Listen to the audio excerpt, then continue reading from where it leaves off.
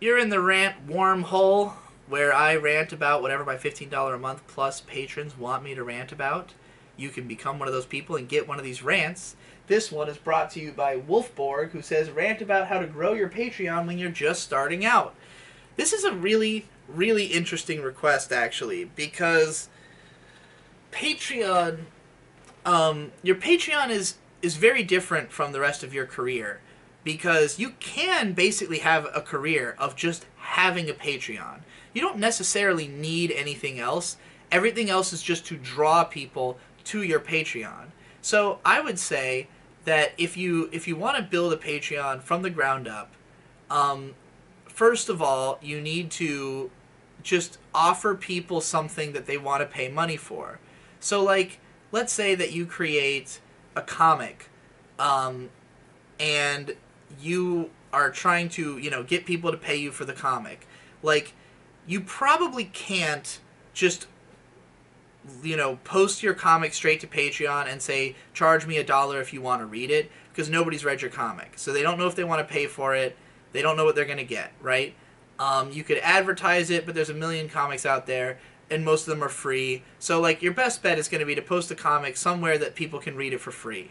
However, you could maybe have bonus side stories that are behind a paywall, or you could have, live drawings. You could have speed draws of you working on the comic. You could just have blogs where you describe your process, or just do live streams with your fans, or just literally anything that you think people who read your comic would value, to have that, as a reward on your Patreon.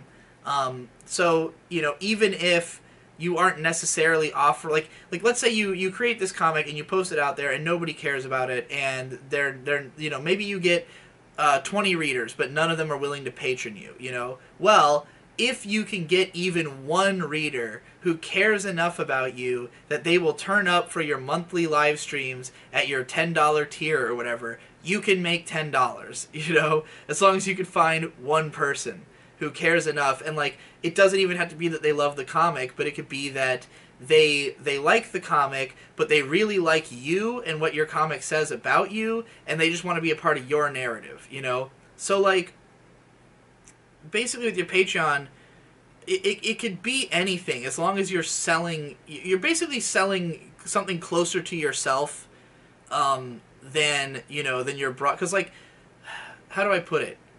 If your only incentive was to just make art with no need to get paid for it, you obviously wouldn't have a Patreon, right? You could just get a regular job, or if you just didn't need money, you could just work on your own. So, like, creating something totally yourself and totally unique, there's no reason for you to get paid for that, and no one's going to just feel sorry for you and give you money for it. You have to appeal to people. The only way people are going to give you money is if you appeal to them in some way. So, you have to think about what methods of appeal draw attention, as well as which ones draw people to give you something. Like, offering a literal, like, good or service is an easy way to get someone to pay you, because if you're offering them something that they can use and they are, in need of it, then they're going to buy it from you.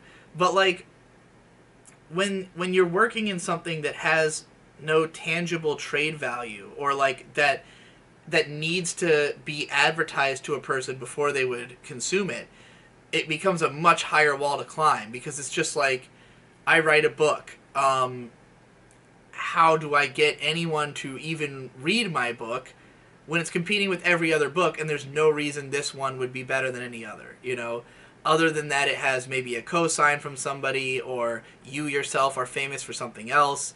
So, like, people aren't going to support your Patreon if they don't know who you are, and you're offering, like, live streams once a month, and, like, nobody has any sense of what you even represent or what your existence is. They're not going to care about that. But, like, just think to yourself, what can I offer? What can I offer that will get me attention? And what can I offer that people will pay for? Are those the same thing? If they are, then it might just be that your Patreon is just for the content you create. And for the most part, that's what mine is. Like, it mostly exists so that people can support a guy whose content they like. and allow him to keep making that content. But I also think, okay, well, here's how much that's worth to people. Now, how much would it be worth to them if I also added in that I'll rant about something they want me to, you know? And if they're willing to pay, you know, a certain amount for that, like whatever I think is worth it, then it's a great thing to have going forward. So hopefully that was helpful advice. I feel like I kind of talked in circles here, but like, it's just that, again, it depends on what you're trying to do with your Patreon. Like, I know a lot of people who don't offer any rewards because they're like, I don't want to, like, I don't want to promise anything extra. You're just paying me for the work I do on the channel, and that's already enough work. I don't want to add more to my plate. And it's like, that's fine. It's a fine way to run a Patreon, but your work better be pretty fucking popular and pretty fucking good. Because, like, that's the only way people are going to pay for it. Like, if you're offering something more that maybe has more value, then more people are going to be willing to pay for it. But, like, you know, again, value and popularity are two different things, but nobody's going to find you without popularity, and you're not going to make any money without value. So you need both. That's it. That's it for the rants. That's all the rants. See you next month, where I hopefully will get the rant post out immediately and then create these videos over the course of the month like I said I was going to do in January and failed to do. See you then.